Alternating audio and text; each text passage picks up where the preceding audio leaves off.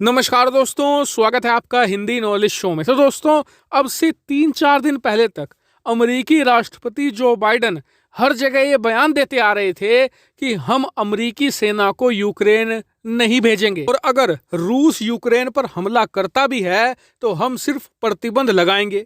लेकिन आपको याद होगा कि अब से 2-3 दिन पहले ही सबसे पहले तो अमेरिका ने अपने 8,500 सैनिकों को यूक्रेन के बेहद ही करीब तैनात कर दिया था और उन्हें हाई अलर्ट पर भी रखा था। लेकिन अब से 3 दिन पहले 27 जनवरी को मुझे खबर मिल चुकी थी कि अमेरिकी सेना ऑलरेडी यूक्रेन पहुंच चुकी है और इस बात की भी भनक लग चुकी थी कि अमेरिकी सेना की ये कौन सी रेजिमेंट के सैनिक हैं। दरअसल ये सभी अमेरिका की जो फ्लोरिडा नेशनल गार्ड है उसके सैनिक थे। और ये खबर मुझे कहां से मिली थी, तो ये मुझे मिली अमेरिका के एक बेहद ही प्रतिष्ठित न्यूज़पेपर दी वाशिंगटन पोस्ट की तरफ से। स्क्रीन पर आप आर्टिकल भी देख सकते हैं वाशिंगटन पोस्ट का, जिसमें सारी बातें बताई गई हैं। अब आप पूछेंगे कि मैंने 3 दिन पहले आपको इस पर खबर क्यों नहीं दी, तो इसके पीछे कारण था। दरअसल मुझे इस आर्टिकल पर पूरा भरोसा नहीं हो रहा था, क्योंकि मैं सिर्फ न्यूज़ नहीं पढ़ता हूँ। न्यूज़ पढ़ने से पहले ये भी देखता हूँ कि उस न्यूज़ को लिखा किसने है। जैसे कि ये न्यूज़ लिखी थी ओलिवर नॉक्स ने। इनकी पहले की कुछ खबरें गलत साबित हो चुकी हैं और इस आर्टिकल में भी कोई फोटो या वीडियो अटैच नहीं की गई थी। लेकिन आज मुझे प्रॉपर सबूत मिल चुका है, फोटो भी मिल चुकी है। और आप अपनी स्क्रीन पर देखिए, डेली मेल ने रिपोर्ट छापी है कि अमेरिका के करीबन 200 सैनिक यूक्रेन पहुंच चुके हैं और आप फोटो देख भी सकते हैं। अमेरिकी सैनिक कंधे पर रॉकेट लॉन्चर रखे हुए हैं। तो अब अमेरिकी सैनिक यूक्रेन में कहां पर हैं?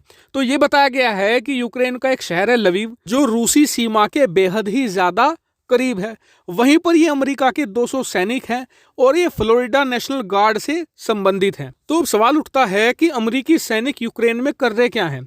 तो देखिए, इसका कारण ये है कि जो यूक्रेन की सेना है उनके जितने भी हथियार हैं वो रूसी स्टाइल के हैं, यानी कि सोवियत यूनियन के समय के हैं। लेकिन इस समय यूक्रेन को जो भारी भरकम हथियार अमेरिका से मिल रहे हैं, ब्रिटेन से मिल रहे हैं या यूरोप के बाकी देशों से मिल रहे हैं, उन्हें ऑपरेट करना और चलाना बिल्कुल ही अलग है। ऐसे में इन 200 अमेरिकी सैनिकों का काम यह है कि यूक्रेन के सैनिकों को ट्रेनिंग दे इन हथियारों को चलाने की। स्पेशली हाल ही में अमेरिका ने जो ज्वेलिन मिसाइलें दी है और स्टिंगर एंटी टैंक मिसाइल दी है यूक्रेन को, उन्हें कैसे चलाया जाता है सटीक तरीके से, इसकी ट्रेनिंग दे। लेकिन भले ही अमेरिकी सैनिकों का इरादा सिर्फ ट्रेनिंग देने का हो, लेकिन जैसे ही ये खबर आई कि अमेरिकी सैनिक यूक्रेन में मौजूद हैं, तो ये भी खबर साथ में आई कि रूसी सेना ने यूक्रेन के करीब अपने कैंपों में ब्लड सप्लाई शुरू कर दी है। स्क्रीन पर आप आर्टिकल भी देखिए, इसमें बताया गया है कि रूस ने यूक्रेन सीमा पर खून का भंडारण शुरू कर दिया है,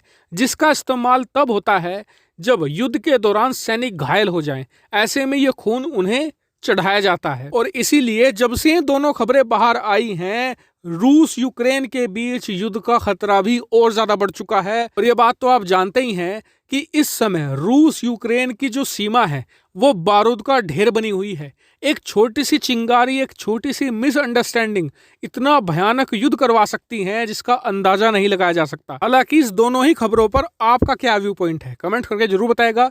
फिलहाल इस वीडियो में इतना ही। Thank you very much for watching video.